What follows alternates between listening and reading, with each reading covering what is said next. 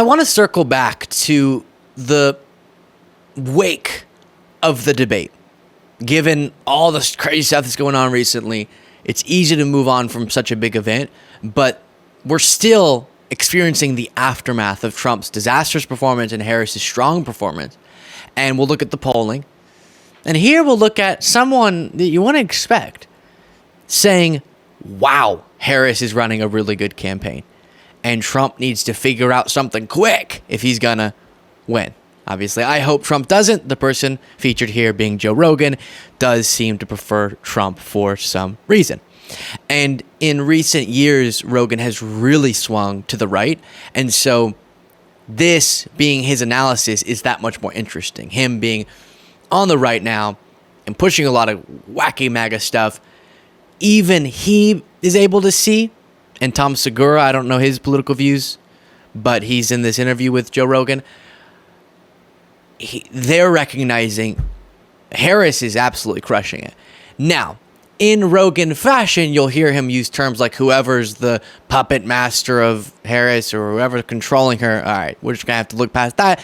But Trump is going to be very triggered by this point. I saw someone saying, as Trump said with Taylor Swift, I hate Taylor Swift, with the Joe Rogan, or I hate Joe Rogan Truth Social post is incoming. Let me tell you, before I say anything, I just want to say, whoever's helping her, whoever's coaching her, whoever's the puppet master running the strings, you did a fucking amazing job. She did a great job. They did an amazing job from the moment Biden drops out, forcing Biden to drop out.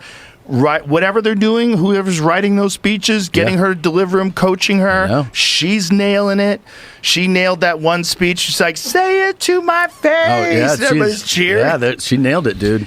And then last night, to me, when I was like, oh my God, this is jujitsu, where she's like, if you go to his rallies, his crowds are boring, they're tired, they all leave early. My crowds are the best crowds. I have the number one crowd. He couldn't help himself. And she got him. She baited him on that. She walked him right into it. 100%. 100%. See, the difference in that debate was not a difference in like who's going to have better policies, who's going to be better for the country. The difference in the debate, in my opinion, was who was better prepared.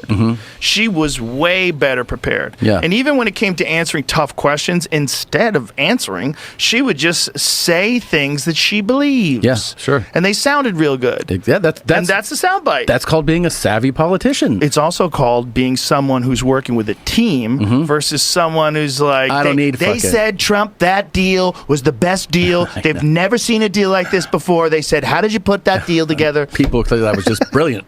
Yeah, I know. He was like, he's not working with a team that's like, I mean, I know he's doing like mock debates. I know he did one with, I think he did one with Tulsi Gabbard, but someone needs to like tell him, like, you've got these tiny little windows and you should have all the words ready for those windows. He started there should be no repeating things. Yeah, he started out.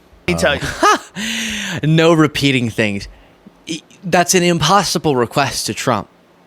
If everyone who watches the show who's not subscribed, just today, just the viewers today who aren't subscribed, who we're going to watch, click the subscribe button today, we'd hit 1 million subscribers. Pretty crazy based on the analytics.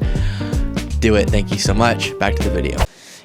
You know the concept of 6 degrees of separation? Anyone, you're 6 degrees away from knowing them. 6 personal connections away, if I'm correctly describing that. And it's a similar thing with talking points with Trump. Whatever comes at him, he'll take it, like we saw with him being asked about crypto, and he'll find whatever he perceives to be the closest connections to other topics, other things that he has his worked out talking points on.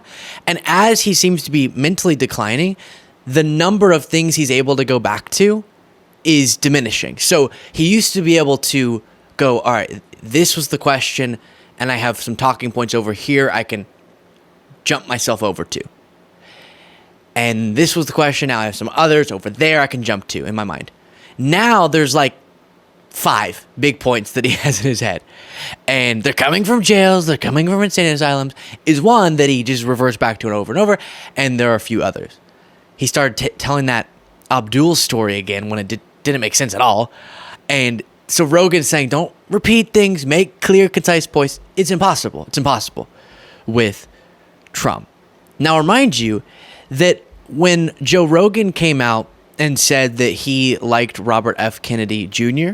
for some reason, Trump posted this. It will be interesting to see how loudly Joe Rogan gets booed the next time he enters the UFC ring, MAGA 2024.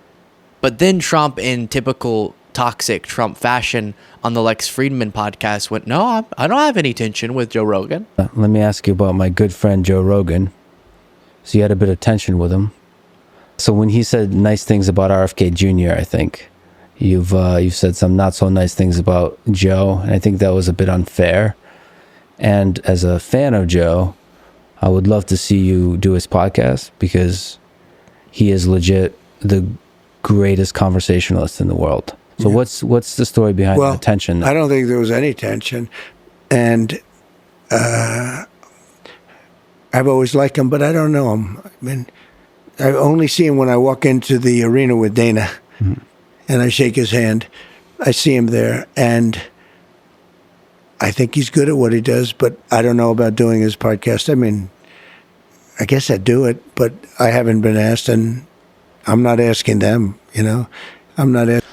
All right, so you had that. I do think Trump is going to be very triggered by this. Anytime anyone criticizes Trump, even not on the substance, but the style or the strategy, he still freaks out. Rogan is actually giving advice that's advantageous to Trump, which is, hey, how about you get some people to surround you, to give you advice, to construct for you an approach to a debate or public appearances where you can model yourself more after the successful campaign that Harris is running. That while I disagree with a lot of the terms Rogan used to describe it, taking away a ton of the agency from Harris, there is clearly a lot of people involved in a really well-run campaign. The aesthetics of it, the massive venues they're logistically figuring out, the slogans one after another that are coming out that the crowds will be chanting, Harris's speeches, her delivery, the debate preparations, all of this takes a lot of people to put together, and they're doing a really effective job of it. And so Rogan's saying, hey, in the interest of Trump, he should probably figure out how to have that a little bit more than just him walking around saying, I did the best everything, everything's perfect, and my crowds are bigger, Kamala. And it's actually a correct bit of advice. Now, I think we need to bring the conversation back to the debate more often because of a point that Sarah Longwell made last night. I don't know very many people that would type out the sentence in all caps, I hate Taylor Swift, but Donald Trump did that.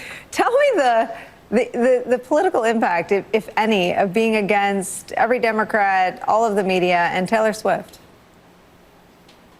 Well, I mean, Donald Trump's got a real woman problem, as we were just discussing, and I'm not sure going after America's most beloved famous woman is going to help ameliorate that problem for him. But I do think what Donald Trump is doing here, like he does in his lizard brain, believe that what he's doing is, he doesn't like the conversation that we were having last week. We were having a conversation about how another famous woman, Kamala Harris, the vice president, absolutely smoked him at the debate. And that was an uncomfortable conversation for Donald Trump. And so one of the reasons that they began really leaning into this conspiracy in Springfield that is absolutely baseless and untrue and is obviously causing real world damage to that community is because for them, that's changing the conversation to something that is closer to immigration. And even though it is, I think, a net, not particularly good way of doing that, right? It's not a good or productive way to have the immigration conversation. For them, it is any port in a storm. And the Taylor Swift, him going after her that way, I think is the same thing. It's can we get people talking about this as... That is a really fascinating point I did not consider. Which is, while we can't pretend like Trump thinks in the same way we do about these things in terms of strategy, otherwise he wouldn't do the crazy things he's done that have been politically damaging to him. he would have prepared differently for the debate. Okay, so it's not the same strategy, the same critical thinking, but in his brain, he's thinking, I need to lash out, and maybe a lot of this is subconscious, to get the conversation at least onto something different.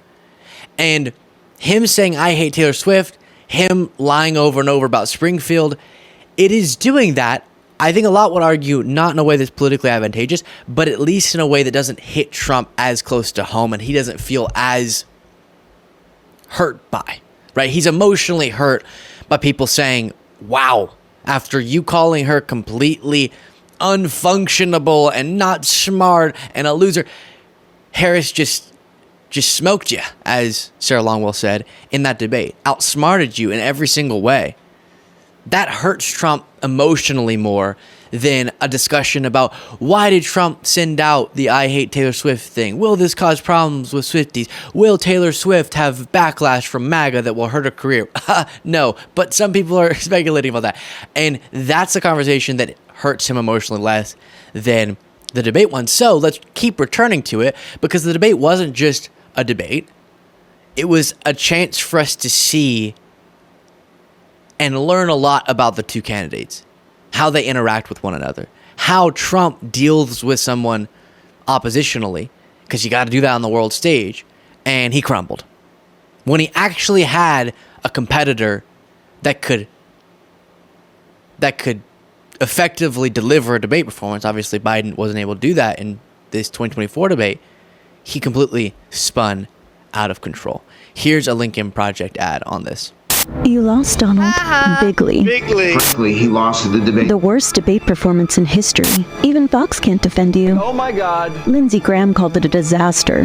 Your team? Depressed. Freaked out.